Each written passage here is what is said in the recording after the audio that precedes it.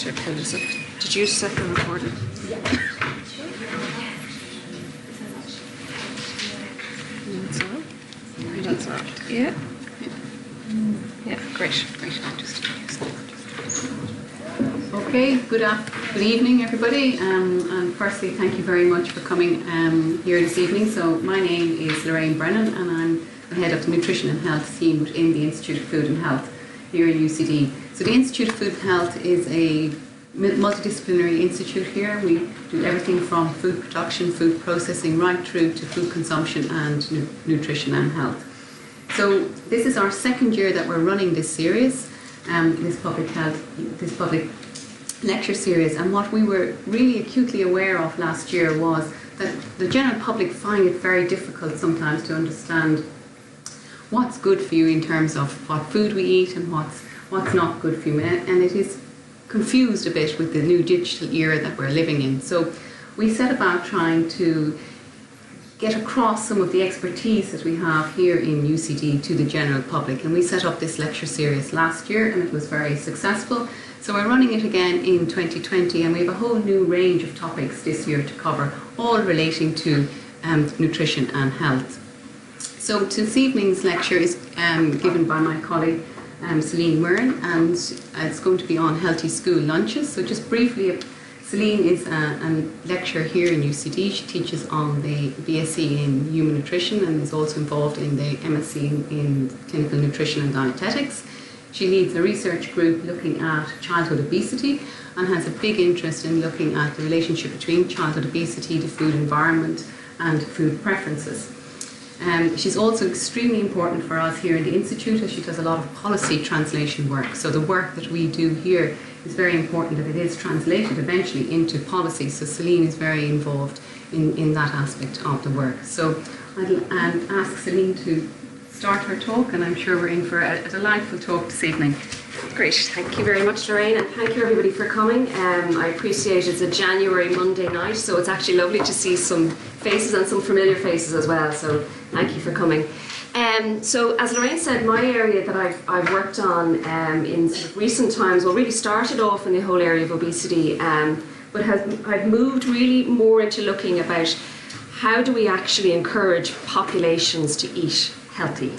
And there's a difference between trying to actually talk to somebody as an individual and trying to encourage somebody to improve their diet and improve the foods that they consume, and trying to get hundreds and thousands of people to eat in a slightly different way. And obviously schools and school children are a group that you would like to see improving their food intake, their diet, for lots of different reasons. And I know for a lot of you, this is an area that's either an interest, either you have children who are currently at school-going age, maybe you're teachers who are looking for maybe some assistance or some guidance into this area. And I suppose I'd just like to preface the talk by saying there is no magic wand. I am a parent. I have the same struggles as parents do as well. My children are very much independent thinkers and autonomous in terms of what they like and what they don't like. So I suppose we just have to recognise that this isn't an easy area to tackle in terms of public health, and that we just have to try and see, can we understand this area of food and food behaviour a little bit better. So what I'm going to do this evening is we're going to very much just look at the sort of basics of why, what and how in relation to school lunches. So the why is very much around the nutrition and health. And a lot of you will be very familiar with what I'm going to explain to you and show to you in this area. It's not something that's relatively new. The what is probably some of the material you've seen already, and it's very much around what kinds of foods should we be including as part of a healthy school lunch. And the final section of the talk is very much going to look at, well, how do you try and encourage children to eat more healthily during lunchtime? And that's the really challenging part of it. So if I can start with the first section, and as I said, this is probably an area that most of you are familiar with. You know it already. We know that children have to eat healthily because it's essential for normal growth and for their development. It obviously helps to improve their immunity so they can fight off infections. But also, one area that we probably know more about in recent times through the research is that the diet that a child will consume during childhood, in fact, can predict some of their health outcomes in adult life. So we know that the patterns of diets of children during their early life course is related to the types of diseases like cardiovascular disease, type 2 diabetes, obesity in adult life. So it's really important to try and encourage the children's diet early on. And the earlier we can try and address children's diets and improve them, the better. But the other important point that sometimes we forget about because we're so focused on certain aspects of healthy eating and food is that very much food is a behaviour. And it's very much trying to encourage that children have a good relationship with food, that food isn't a negative thing in their lives. And that also this is a skill that they will develop through their childhood, through adolescence, which is a really tricky area, and then hopefully coming out the other end in terms of adulthood, that they will then encourage their own families and that they will have good life skills and good practices for future generations. So overall, it's a very challenging area, but also there's a lot that we know already. In terms of health, well, obviously the biggest challenge that we have in public health today in the nutrition space is in relation to childhood obesity. And from the various different studies that we have, and we've quite a lot of data in Ireland around childhood obesity, we're still dealing with about a quarter of our population of children, school or primary school age children, who are either overweight or obese. So it's quite a significant proportion of our population. The good news is that that level or that rate has plateaued as far as we can see from the data that we have, but it's not decreasing. So there's still challenges there. It has levelled off from the surveys that we have conducted in the last two rounds, that we can see that there is definitely a levelling off, but we want to start seeing it declining. And so we want to see this yellow space going right up to 100%, where 100% of our childhood population are of a normal weight. And that's a really big challenge. How do we know what's worked in terms of levelling off of this population, obesity, overweight and obesity? Well, we don't really know why. There's possibility that people are very much talking about overweight and obesity. People are aware, parents are aware of obesity. We know that there's potentially association with increased risk or increased physical activity in that population. It could be somewhat related to this policies and certainly recommendations around children encouraging them to switch from sugary beverages to water. But we do know that children still have too much energy-dense sugar, fats and salts within their diet. And we're very fortunate to have a survey that was completed recently as part of the Childhood Food Consumption Survey by our colleagues here in the School of Agriculture. And when we look at the types of foods that are contributing to our sugars and fats intake, we can see that children are still consuming quite a significant amount of energy-dense foods, these top-shelf foods from the food pyramid. So things like sweets, chocolates, cereal bars, all of those types of tasty things that children love to eat, but really are not contributing a huge amount in terms of nutrients to their diet. So we have to be really aware of that. And these are very energy-dense foods. Children, typically around primary school children aged between 5 to 12, will only require between 1,400 to 2,000, 2,200 calories per day, depending on their energy levels. And so these types of foods can, if they're consuming 2 chocolate bars or a muffin and a chocolate bar every day, that's taking up a significant amount of that energy intake. So we have to be really careful about the balance of the types of foods that we consume. Now, they are consuming quite a few sort of starchy types of foods, which is good to see as well. Milk and yogurt is a challenge as well, and meat and meat products is another area where children tend to get a lot of their energy from. So in terms of what's the implication of this type of dietary food consumption? Well, we can see that, as I mentioned, milk is a challenge, and we can see that evident in the fact that children still have inadequate calcium in their diet. So 37% of our childhood population have inadequate calcium intakes. 94% have inadequate vitamin D. Now, vitamin D isn't necessarily going to come directly from our diet. We know that we actually have to supplement children's diets with vitamin D. 20% have inadequate iron, and 13% have inadequate folate. So these are some of the key micronutrients that children require in their diet. And a lot of the reasons for that is because simply children aren't meeting recommendations that are being provided. So milk intakes are below recommendations, and milk is certainly showing trends that they are decreasing. Milk intakes are decreasing in school children. We can see that in the uptake of the school milk programme. A lot of schools aren't participating in that anymore. But even from the Children's Food Consumption Survey, milk consumption has really has fallen quite significantly. We know that the requirement for meat intake for children is approximately 2 servings per day.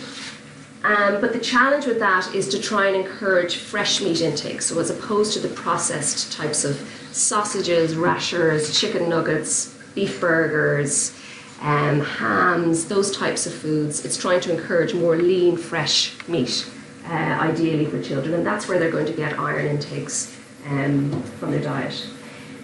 The children are consuming some certain amount of grains. They're meeting their recommendations in terms of grains or cereals, but in fact they're not eating enough whole grain. And so less than 3 of them are consuming whole grain types of cereals. And in terms of fruits, yes, children do consume fruit. It's not something that we have a huge challenge with, but they're not consuming enough fruit, and they need to be consuming a greater number of portions. Our big challenge here, though, is the veggies and trying to encourage kids to consume more vegetables.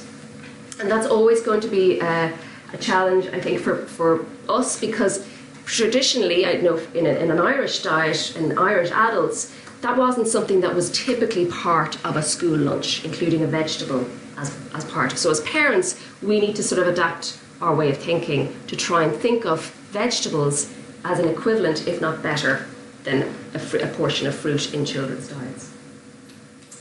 Okay, so in terms of the actual, so that's a general overview of children's diets and what they look like at the moment. In terms of school lunches, well, in fact, the school lunch that you provide should contribute about 30% of energy to a child's daily intake. So it's quite a significant amount. And so that's why we have to be very careful about the types of foods that we are providing for our children in lunches. And obviously, in addition to all of the health and benefits that we have in terms of behaviour, nutrition is also really important from a child learning perspective. And we know from a micronutrient perspective, it's important for things like physical development, so their sight, being able to actually see correctly. Vitamin A's will particularly be important in that area. We know there's increasing research looking at the whole area of cognition and the potential relationship then between good diets and certain micronutrients in relation to concentration, to memory, and also in relation to behaviour. And again, this is an area that's growing in terms of research, but I know even from anecdotally, people will tell you about children's behaviour in relation to consumption of foods, if they have completed a meal at a certain time or consumed certain types of foods, and the impact that might have on their behaviour.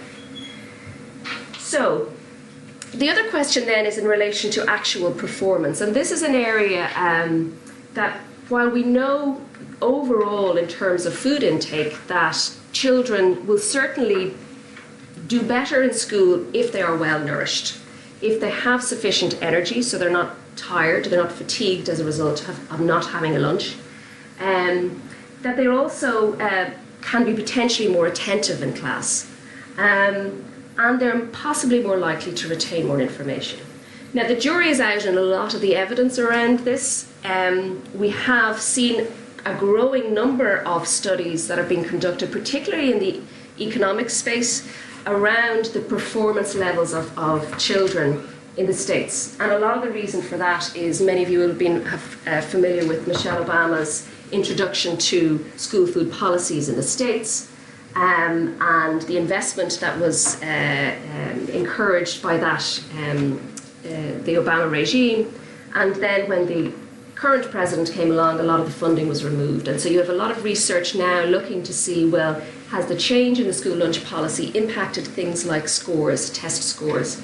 And there are some studies that are demonstrating that a healthier lunch has in fact increased certain scores for children in the States.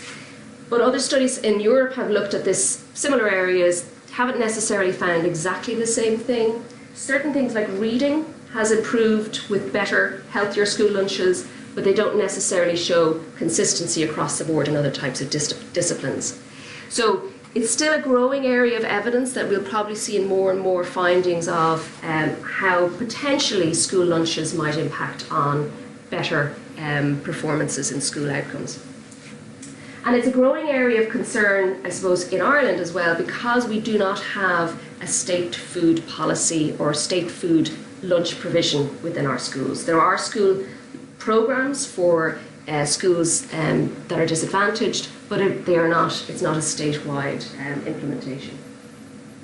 So, moving on to the next section, then it's the question of, well, what do you include in a school lunch? And I suppose this is an area that probably, you will have heard a lot of this already before, but I suppose maybe it's just to kind of refresh you or to give you potentially some other ideas and suggestions. The key elements is try and include variety. And the variety, it's not a question of trying to make it different every day. The reason why we want to encourage variety is because the variety is what provides different micronutrients. So if you have a range of different fruits and vegetables being provided within a school lunch, you're much more likely for the child to actually achieve all of their micronutrient requirements. So it's lovely for the child to have variety throughout the week, or maybe different times of the month they might have different things, but it's not necessarily just about just mixing it up. There's actually a genuine reason, and it's basically to provide a range of micronutrients within their school lunch. The key components: fruits and vegetables, some kind of starchy food, a source of protein, and some source of dairy. They're the basic elements of what should comprise a healthy lunchbox. And obviously we need to ensure that children are getting enough fluids throughout the day as well. So if they bring a beaker, they may be part of the school milk programme, a beaker of water. Schools, there is a lot of discussion again about the provision of drinkable water within every school, and that should be an absolute priority. And we know that certain schools do not have drinkable water within their facilities. So in terms then of the types of fruits and vegetables, well, the vegetables, and many of you who are in schools will have heard this idea of eat the rainbow, so trying to get that variety, because all of these foods, all of these fruits and vegetables will have a different profile in terms of their micronutrient content. In terms of portion size, we hear a lot about too big a portion. Children can't consume big apples in school, they don't have time, or they can't peel the orange. So we have to be able to work around things like that, if it's a question of peeling the orange for them or chopping the apple or whatever it might be, to try and overcome some of those obstacles. Certainly for younger children, including smaller types of fruits like berries can be quite helpful, quite handy. Trying to get little coloured pots to put them in is quite useful as well. Salads, again, some people find these great, their kids love them. Some find it a little bit more challenging for kids to consume salads. We know cucumber is a challenging one. We know we've worked on the Food Dudes programme, and we hear lots of talk about cucumbers ending up being squashy and mushy, and children are disgusted by squashy cucumbers. So again, for some people they work, for some people they don't. Things like cherry tomatoes, handy, small, they like small things like that rather than maybe a big vegetable like a whole carrot or some other large vegetable. Soup as well, and again that works for some people. If you can provide a flask of soup, again depending on the child, and you'd want to make sure that it's for older children who are able to manage that type of food. The vegetables, and again I suppose I'm trying to emphasise the importance of vegetables. So fruit and vegetables are usually put into the same sentence together, and really in fact they should be separated. And yes, fruit is very important, but vegetables are really, really important. And it's trying to encourage kids, because it is the big stumbling block that we have, and particularly with younger children. Suggest, do it staggered. If you are trying to introduce a vegetable and it's a struggle for you, small steps, bite size, teeny bite size, chop it up, whatever way or format that you can get it, to try and even encourage a little bit of consumption. Lots of colour, and that helps again. Carrot sticks, tomatoes, slices of red, tinned sweet corn, defrosted peas, or if, sometimes they like them frozen as well, celery sticks, whatever you can, and try and see what they'd be willing to take. If you're really struggling, you could try offering things like dips with them. Ideally, you don't want them to have a dip with them, but if it is something that you're struggling with to try and get them to consume a vegetable, it might work.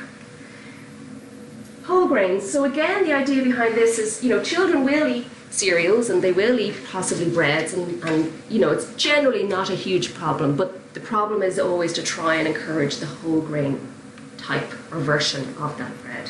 And if you can, try and mix it throughout the diet. It doesn't always have to be whole grain, so there might be a bit of white, but if you can encourage different versions, that would be useful. Again, it's a nice way of trying to put a little bit of variety into their diet, so rather than maybe the sliced pan the whole time, maybe offer a roll one day or a bit of bread, or maybe even it's on a weekly basis that you want to try and offer different types of foods. And again, a lot of this will depend on your family, the size of your family. If you have one child, you're not going to have a huge selection of breads maybe available, to try and feed or to mix it up. Crackers, again, can be quite useful. Breadsticks, all of those, really good sources of energy, and very important to try and encourage kids to try and consume those as snacks. Some kids as well like having cooked foods as well from home, so whether it's a cooked pasta or pre-cooked rice, bringing it in a little tub as well. If you want to, if it's an alternative way of mixing some vegetables through that as well, sometimes can be a useful approach. Our protein shelf, so again, trying to encourage some source of protein within their diet is really important too. Eggs are a great food. They're a really good food, but they're always a challenge to bring in to lunches because of the smells, and that's usually what you get the complaint of. Who brought eggs into their lunch today? And again, that's just what we've all, become accustomed to that, but even at home, they're a very useful food source. So they can, if they're willing to take them into the school, have the school lunch, great. Mixed bean salads, so you can either make them up yourself. Sometimes there's already mixed 3 bean salads or whatever. They can be quite useful. I've put in these slices of cooked meat, turkey and ham. And the ham I've kind of sort of put in italices, and simply because we know that the sort of leaner meats, the cooked chicken, if it's a cooked chicken from your dinner the night before, that's the best. That's what you really want, or turkey if you happen to be cooking turkey. Hams are just, the reason why is they tend to be higher in salt, and they sometimes tend to be quite high in fat as well. So if you can try maybe go for more, or if roast beef, if there was a roast beef, trying to consume that, rather than always having ham. I mean, I'm guilty. Ham sandwich is a big old staple in our house, and it can be quite difficult to try and get different alternative types of foods into their diet. But if you can, try and do that. Small can of salmon, mackerel, trout, or sardines, or tuna can be, again, that's a taste that children will develop for. They mightn't get it straight away. It can be quite challenging early on, but they will develop tastes for oily fish. Things like hummus, great, chickpeas, great for a good source of protein as well. Our milk yogurts and cheese. So again, we want to have at least one portion of these within the school lunch. Milk, it's again a really good food source. Lots of different. This is where they're getting a lot of their calcium from, and also the idea of high fat, full fat, or low fat. Low fat options can be given to school aged children. So primary school aged children, that's not a problem if you want to give them a low fat option. You can try and avoid the flavoured milks. They're adding sugar into your children's diet where it's not necessary. Yogurts, again, adding a yogurt. I know some children, like different fruits or bits, or they don't like bits, or they do like the bits, or whatever it might be. Fruit yogurts, are good yogurt, but just be careful about the types of yogurts that you're providing, and maybe if you can have a look at the labels for them around the types of sugar content or fat content that they have. So a lot of the small petit filou type of yogurts, quite high in fat in a small volume, so you're actually probably better having a regular 125 gram pot of yogurt. And try and avoid the dessert looking types of yogurts, the ones with the corners with they're jam essentially. They're talking about fruit, but they're jams and biscuits and things like that. And again, they're not really necessary. They're nice, but they're not really necessary as part of a healthy eating lunchbox. And again, cheese, really important source of calcium. There might be low fat options available. There's a lot of discussion around, well, are cheese strings cheese, or are whatever sorts of combinations of things that you can fling around like this, are they actually cheese? And they are. They're coming from the same product. They are a derivative of a regular cheese.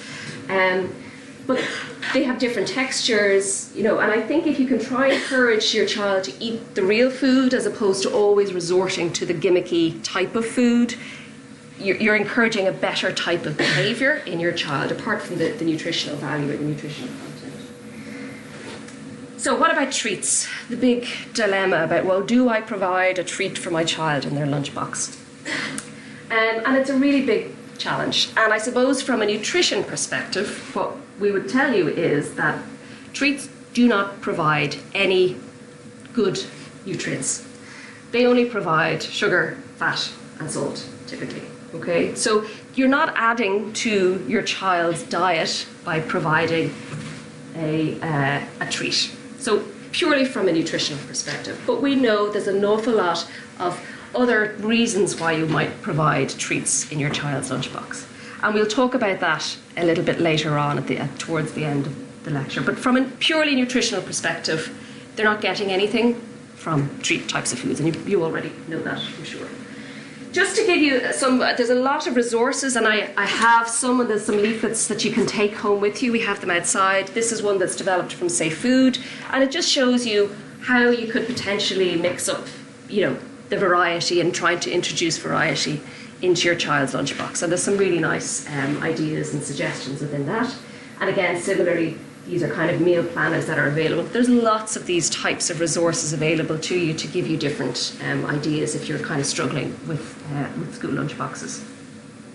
So the final thing then is, well, how do I actually get my child to eat the lunch? So I have all the resources, I have all the ideas, I have all these wonderful pita breads and couscous and wonderful things for my child, but they just will not eat it. So the big challenge that we have is that food tends to be a battle in most people's houses. Well, maybe not most people's, but a lot of people's houses. Food can be a really big battle. And so you have great intentions, you know what you should be feeding your kids, but the reality actually can prove to be a lot more challenging than that.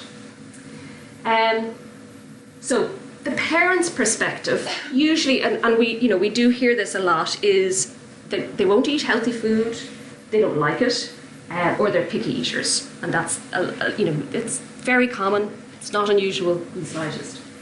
The one things that we do know from the research from child psychology and behavioural psychology is that trying to cajole, persuade, to bribe, to reward, to threaten will not work. So this idea that you will try and encourage the child to eat your peas and you can have an ice cream at the end of it doesn't work. And certainly long term it doesn't work as a strategy, and all you will end up doing is creating a bigger battle longer term. In terms of trying new foods, so we've given you lots of suggestions, and you can offer your child and they'll go, ugh, I don't like it. Children do need repeated exposure to develop preferences for different types of foods. You do have a certain small minority of children who will have particular types, conditions called food neophobia, where there's a certain fear of food, but they're a very small percentage of the population. You do have people who have different genetic sensitivities around certain tastes. So, certain people have very strong taste receptors for things like celery or for cucumber. And so certain kids may have a particular dislike of foods because they're quite strong, particularly around certain vegetables. But for most children, a lot of this is just simply about power and control. And so the food is the one area that children can control in their lives. And they will decide, I'm taking charge of this situation and I decide what I want to eat. So we have to try and manage this from a behavioural perspective as opposed to a food perspective. Try to manage things with small stages. January is the great month where everybody decides that they're going on a healthy eating buzz and that everybody's getting healthy and we're all doing things differently. Don't expect to suddenly have a big change overnight in your household where everything is gone and everything has changed. That won't work, and all you will get is resistance. So small changes are best. Manage their expectations. So children like to know what is happening next. They want to know what's happening in an hour, they want to know what's happening tonight, and they want to know what's happening tomorrow. And the same thing applies for food. I don't know how many times I'm in the middle of something and it's what's for dinner. There's always that kind of what's next, what am I getting, what's in my lunch, what's happening. So you have to manage that. So the surprise element when it comes to food sometimes just doesn't work at all for children. If they don't eat food, so if you've provided food for them in their lunchbox, and if they don't eat it, don't make a big fuss. Okay? If there's a repeated pattern where children are coming home with a full lunchbox and nothing has been touched, then you start need to, checking this out a little bit, investigating a little bit further. But a lot of the times, some days they will eat certain things, some days they'll eat half things, sometimes they'll have one bite out of something. But in general, that's pretty normal for kids. There will be a variation in the amount that they will eat different days of the week, depending on what they're doing. In terms of trying new foods and getting children to consume new foods, remember you have to eat those foods as well. So there's no point in trying to get your child to eat broccoli if you refuse to eat broccoli, or if they don't see you eating broccoli. They have to be able to see that this is something that's part of normal diet, and my parents will eat it as well. And again, trying different foods, do it as a family rather than singling the child out, that we're all going to do it. We're all going to try something new this week. And it doesn't have to be just about healthy food. It can be something completely different. But it's that idea of taking a risk with food, that you are challenging yourself, you're challenging each other to say, well, there's lots of different things that we can try here. And if we don't like it, okay, we might like it, but we might try it again, or we might try it a different way in a couple of weeks. Okay? If the school is running a healthy eating week or some kind of a program or activity, that's a really good opportunity to try and encourage different types of things happening. So it's a good way of saying, oh, look, this is happening in the school, so why don't we try whatever it might be, a new vegetable or a new types of fish or something like that. It can be very useful because then you have a way of discussing it, and it's not just about you, it's coming from something else. And don't expect miracles. This is a challenging area. It's not going to happen overnight, and it's not going to happen just because you say it's going to happen either. Okay, you have to work with your kids to do that. What I wanted to do next was just highlight some of the research that has looked at parents' perspectives in relation to providing school lunch. So some of this might be very familiar to some of you. And this area is what we call qualitative research. So it's not really about seeing if this is applicable to everybody. What it's really trying to do is understand, why do people find school lunches such a challenge? And if we can understand the challenges, well, then maybe we can try and come up with some solutions. So the first thing is that came out a lot of this research is that parents very much, or not all parents, but a few parents in different areas said that the child is the decision maker when it came to lunches. So it's the child that dictates what happens in the shopping, that they decide, well, I'm only going to consume ham, so you can only buy ham. And in some instances, it would have been very much branded, a specific brand of ham that can only be consumed in my lunch. And that was very much dictated by the child and the parent responding to that. So that's a challenge. The child feels like he's more in charge. The lunchbox is totally their decision. So it's this idea of power and control. And as I said before, food is the one area that children know that they can actually have a very strong level of power within that relationship. And we will see a little bit later, but you can actually try and negotiate that, understand that that's likely what they're trying to do. A lot of the times it's not really to do with the food, but it's more to do with that relationship. What will be eaten? Ultimately, this is what parents were saying, was they just want the child to eat something in their lunch. They weren't as concerned about what type of food it was, but it was just make sure they eat something. So if I put ham on the sandwiches or salami or whatever, I know that that's what she likes, and there's a good, strong chance that that's what she's going to consume. And again, similarly, they'll put chocolate or crisps or biscuits or whatever it might be because they know that's what they will consume. So there's a guarantee that the parent then feels reassured that, okay, well, they're consuming something. Certain parents, price is a strong determinant. So, this is where they are trying to, what goes in the lunchbox is very much dictated by the shop. So if they see something on special offer, 2 for the price of 1, or there's a discount on something, well, that'll make them decide, well, that's what's going to go into the lunchbox. Sometimes you find it's a lot to do with parents' anxieties around, well, what is actually going to be provided. They like to try and provide variety, but the challenge is, if they don't eat it, I want to do it, I want to provide variety, but they don't eat it. And so after several years, possibly several children, they'll say, well, I've just accepted. After years and years, I give up. Let them decide what they want to consume. And then again, this idea of trying to make children's lunch more exciting. Parents feel under pressure that it has to be really exciting, it has to be really different. And then they're saying that, well, actually, it doesn't really matter if they're eating the same thing every day because it's only their lunch. So again, it's talking about, well, the children, they just need to eat something. It's only their lunch. It doesn't really matter. Whereas we know that, in fact, it's 30% of their energy and nutrients that should be consumed around lunchtime. So it is a significant proportion of the foods that they consume. Time, and we've heard this an awful lot from parents, and I know teachers would also talk about this, is that the time pressure in the school day is really, really demanding, and there is a lot of pressures to get through certain things within the curriculum, and then having to get kids out to lunch, and everything has to we keep moving along under time pressure. But also kids, their priority is that they hoover up their lunch and then they're gone. They're out like a flash, and so you find that they don't want to eat a lot of things. A lot of them decide that they don't want to eat vegetables because it's far too time consuming to consume a vegetable. It's far too time consuming to consume an apple because they want to get out and play. And so that's a really big challenge. And the school lunch policy. So again, I'll be talking about this a little bit.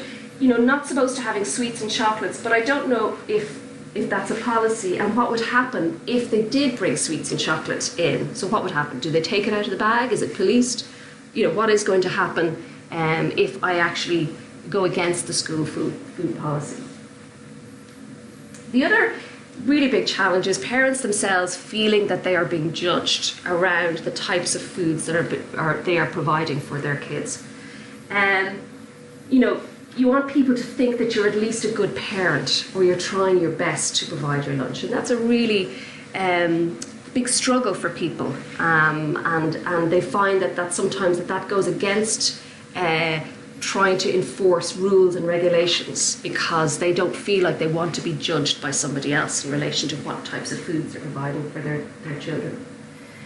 And also we have to recognise that children are very aware of what's happening with relation to their lunch. And they'll be able to tell you what Jane had for her lunch today and what John had for his lunch yesterday, and they'll tell you exactly what they had and why don't I have the same thing as they had. So children are very aware of what's going on, not just their own domain but other people's lunches as well. So these are all big areas that we need to try and understand, to try and come up with solutions to try and encourage both parents and children to change their lunches. I just put up a warning here about this, the era that we're in terms of social media and this idea of competitive lunch boxes, because it is becoming, anecdotally, again, another pressure that parents have to deal with. These pictures and images that you see of these fantastic lunch boxes, as I said, with these, beautifully wrapped things, and there's, lovely, lots of different fruits and vegetables, and they're photogenic lunch boxes, and they're posted on social media, and people get very discouraged by what they're trying to do and what they're trying to assemble together for their lunchbox. And so we have to try and remember that, like we do with our children, is that this isn't reality. Most of the time, this is not reality, and this is not what's happening every day in people's homes. But what I suppose it makes us realise, and it's not something that's covered certainly in Irish research, is that lunchboxes are typically avoided as a topic of conversation because they are seen as loaded with possible tensions surrounding appropriate eating and mothering or parenting practices. So it's a very emotive issue, and we sometimes almost don't realise how emotive the provision of the school lunchbox actually is. So these are things where, while we have a lot of resources, we know what types of foods that we should be consuming, the actual implementation of school lunchboxes and healthy school lunchboxes is actually quite a big challenge. And so that's why it's not an easy solution, and we're not finding easy solutions necessarily. So, how to do it? Well, what does the research tell us? We know that one of the strongest predictors is what's available at home. So what types of foods are being consumed at home is going to determine what types of foods children have in their lunchbox. Obviously it makes sense. But if you are eating healthily at home, you're more likely to obviously have a healthier lunchbox at school. We teach our children how and what to eat. That is what we have done from the day they were born, and that is what we bring in certain foods. They see us preparing it, they see us providing it. And we have to remember that we are the ones that determine our children shouldn't dictate what is being consumed in the house. We are role models, so you have to be seen to be eating the fruits and vegetables and the fish and all the milk, all of those things that you're encouraging your child to eat. You should be doing it as well, because they learn by mirroring, they learn by mimicking people's behaviour. But also, school lunch behaviours are very much determined by, well, what are the other kids around me eating and what are they consuming? So it's a very social interaction around school lunches. So we know that children will, if Jane says that your egg sandwich smells, I'm not going to eat the egg sandwich because Jane said it smells. So, and that there are very strong influences on the types of foods that we consume. Greater parental nutrition knowledge, again, if you know more about food and nutrition, obviously it's going to have an impact on the types of foods that you provide. But also greater child involvement in the school lunch decision. So there's a difference between the child dictating what is actually happening in the lunchbox, but also being a party to what is actually being provided within their own school lunch. So it's important to recognise they should be contributing, they should be getting involved, they should be making their own lunches at a certain age, but they shouldn't be deciding ultimately what is actually happening. So again, from the research, what the studies have shown is that parents who successfully develop healthy eating habits with their children, they set boundaries, they have clear expectation for their children and for themselves, and they consider their child needs. So what does that mean? Well, setting boundaries is simple. You have rules, you have, certain things happen in your house. It might be different in Jane's house, but this is what happens in our house. And in our house, we don't give chocolate or fizzy drinks or whatever it is in your lunch. That's it. You set the boundaries, the rules are the rules, and the rules apply to everybody. And you might decide that you want to provide some choice and allow them, again, to have that decision-making ability. So give them a choice to say, well, look, you can have a banana or an apple, or you can have ham or tuna in your sandwich, or you can have a roll today or a pita bread or whatever it might be. Give them some options so that they feel like that they are making a decision and they do have some control over what happens in their lunchbox. But don't provide the full range and say, what do you want for your lunch? Because that's when the battles start happening. Set clear expectations. So trying to provide, as I said before, children like to know what's happening. They like to know what's going to be in their lunch. And so try and potentially build in some routine. There's no harm in having a little bit of repetition. If you feel like, well, it's whatever happens on it. We've got basketball on a Thursday, and so we're going to have this type of food on a Thursday, and that's fine. But make sure that the child knows what to expect and that knows what's coming next. You have to consider the child's needs. And remember, the child's needs are very different from child's wants. So the child might want to have the packet of crisps or the can of whatever in their lunchbox, but that's not necessarily the same thing as what in actual fact their needs are. And we know nutritionally what their needs are. We have all those different types of foods that they should be having. But it might be something more to do with what's happening in their lunch or their lunchtime or with their peers. So their needs might be more to do with, either simple things like I can't peel the mandarin, or it might be that I don't have enough time to eat the full roll, or maybe you need something I need a fork to eat certain types of things. So what is it that they really need to help them to eat the different types of foods? And try and negotiate a solution rather than them deciding how this is going to work, that you try and negotiate with them how to resolve some of the challenges that they might have. But also to try and manage your own needs. And obviously a lot of people are under pressure in terms of maybe getting out to work or getting out to do certain types of activities or having to get public transport. So you do have to bear that in mind. You're not going to be there, trying to create these wonderful lunch boxes if you're under time pressure. So we have to be realistic about it. In terms of developing lunches, obviously the parent is responsible because they are the ones that are providing the food.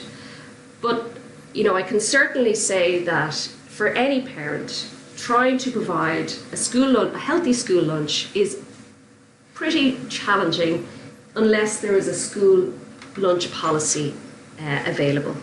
So all schools should have a healthy eating policy. It's not obligatory. Schools do not have to develop one or provide one, but they should be providing it. And as parents, you should be advocating for your school having a healthy lunch policy, because that will make your life easier. If the school says that fizzy drinks are not allowed, well, that's it, fizzy drinks are not allowed. And it does make those decisions that you have to make, those power struggles that you have, an awful lot easier if you have that support structure in place.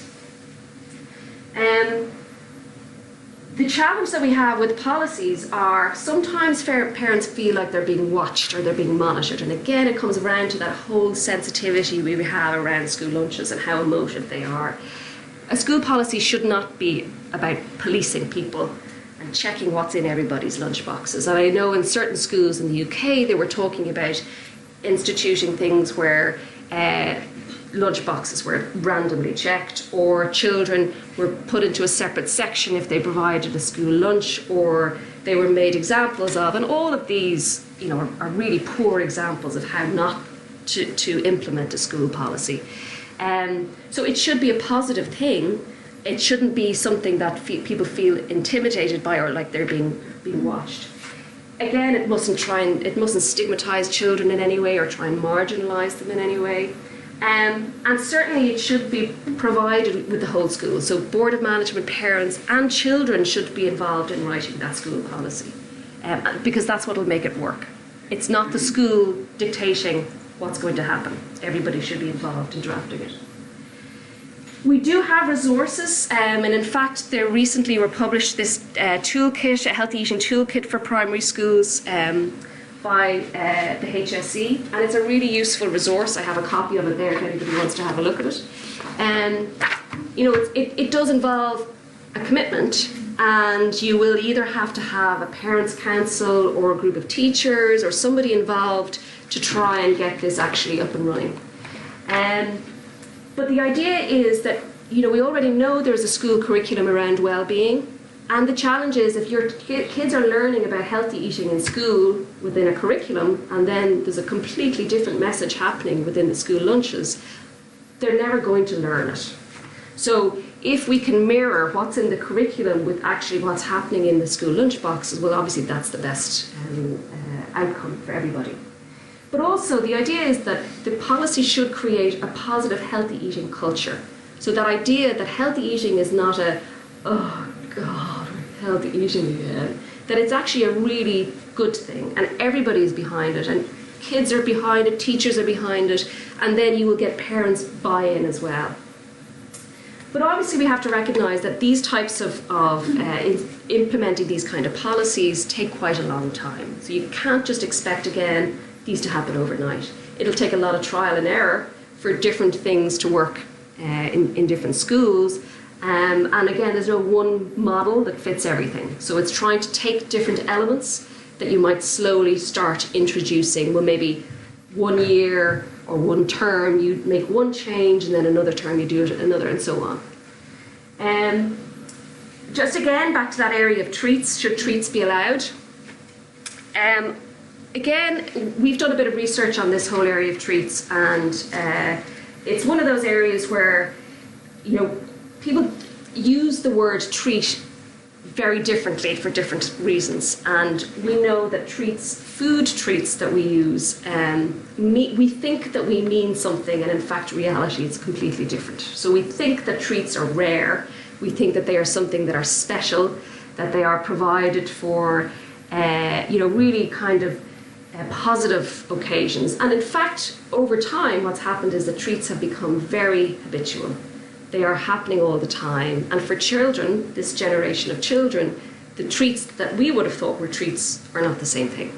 Okay, so we have to sort of readjust our definition of what treats actually mean. And we know from talking with different schools is that concept of treats has become really problematic, and that everybody gets a treat. And the problem then is the treat is no longer the treat, because there's one child whose birthday there's a birthday every single day of the week, or there's some kind of a holiday, or somebody's won some kind of competition. So the treats were happening all the time. And so really the challenge here with schools is to try and develop a culture of non-food treat rewards. So that idea that you don't get a sweet every time you do something good, to try and find an alternative. Because it becomes habitual, and then it just becomes, that's what kids associate. Any time I do something good, then I'm going to get the chocolate bar, the sweet, the lollipop, whatever it might be.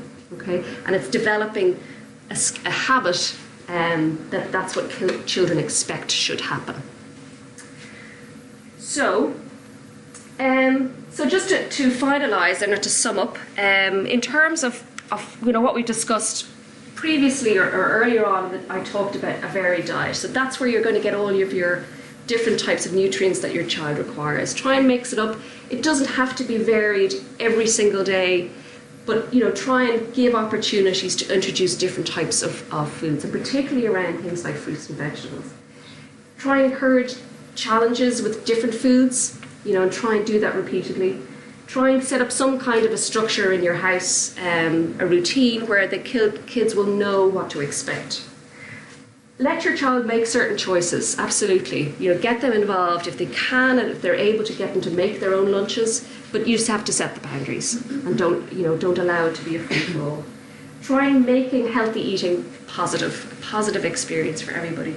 But also just always remember that this is about you encouraging and teaching them the healthy habits that are actually going to continue on into their adult life as well. So there are some resources there, again, lots of different things available. What we would encourage you to do, though, is use these types of resources as opposed to doing a search, as Lorraine said at the beginning, of these random websites that are telling you that your children should be eating, protein snack bars and all sorts of different things that are there is absolutely no substantive evidence around them. So if you can stick to Healthy Ireland, they've really developed some really nice resources. There's a lovely book here which has lots of different information, not just for children, for everybody, and that's available from their website. Health Promotion is a good website. Safe Food have really good resources, and as I said, I have some of those, lots of leaflets for people outside if you're interested in looking at those. And also for schools, there's lots of different programs that are freely available for they will come into the schools and they will develop certain things with your children in the schools. So whether it's Food Dudes, there's the Incredible Edibles, there's the Moo Crew, lots of different things to encourage healthy eating within your school children. Okay, so I think that's it. Yeah, for now. Okay, thank you.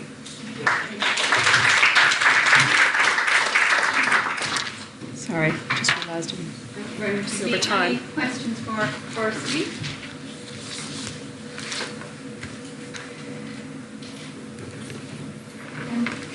Yeah, go ahead. You were saying that milk fat options are fine for certain age child. What age can you? Yeah, it's usually, for the dairy options, it's usually over at the age of about 2. Okay. Yeah. So, you can start looking at low-fat options like milk or yogurts and things like that over that age. Yeah. Sorry, is that only if you're worried about obesity or just in general? Yeah, it's it is in terms of obesity. You can still provide full-fat milk to your child. There's absolutely not an issue with that. I suppose it just depends on overall in terms of what they're getting in their diet. So yeah, if weight you think might be an issue, a low-fat option is a good approach. But I think from a milk perspective, because people are not consuming and children are not consuming enough of it, it's not something that I would be overly concerned about. You're fine to be on full fat, absolutely. Yes, sorry, you're fine to be on full fat. But it's just if it is something that you think that you're concerned about, that it is available and it is suitable for school age children. I think some people are concerned that it's not suitable, but it is suitable. But whole milk, absolutely, yeah.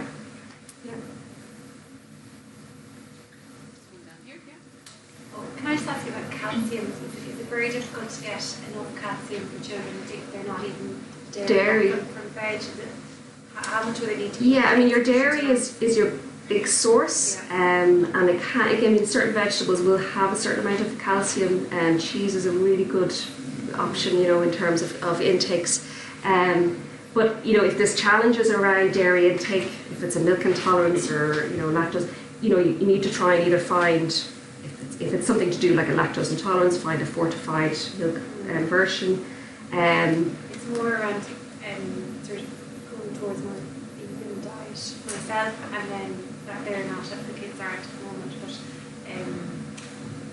it's just... Yeah, and I didn't mention the vegan, vegetarian type of diets, and I know, obviously it's an issue that's been discussed quite a lot. We would strongly, for anybody, adult, child, there are definite challenges associated with removing dairy, particularly and meat from your diet, and it does require a lot of information, knowledge, education around how do you supplement that diet. We would strongly, I would suggest that for children, that is a challenge, a really big challenge, and it's not something that would be encouraged in terms of a vegan diet for children. It requires huge amounts of different types of foods, but also in terms of supplementation then as well, to ensure that your kids are getting enough micronutrients, particularly in their diet. Yeah. In relation to the importance of modeling for our children healthy choices in the house, my question is, and the fact that what they are offered and modeled will affect future habits in their choices in terms of food.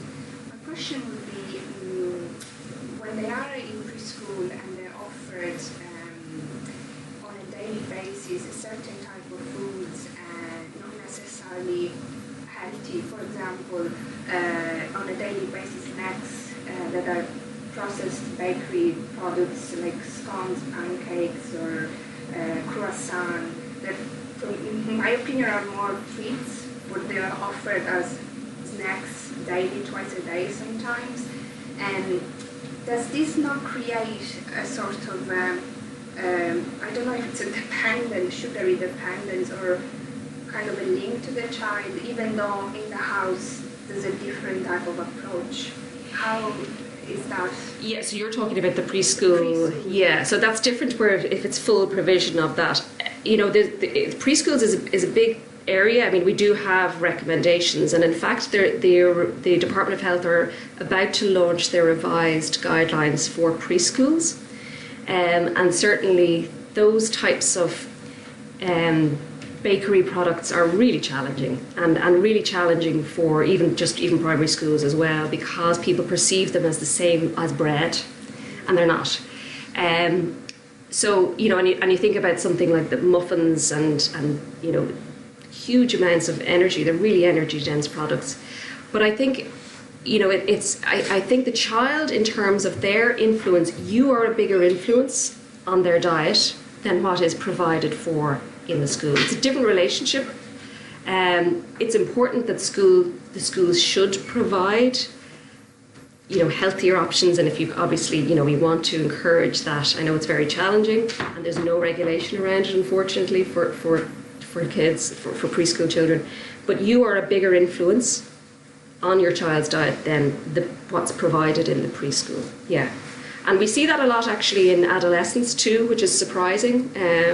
That a lot of the research in adolescents would indicate that even though they are distancing themselves and they are making autonomous decisions, that the parents and the family environment of food provision is actually still a strong determinant of what they consume, even despite peer pressure. Yeah, it's quite surprising, but that's what seems to come out in the research. Yeah.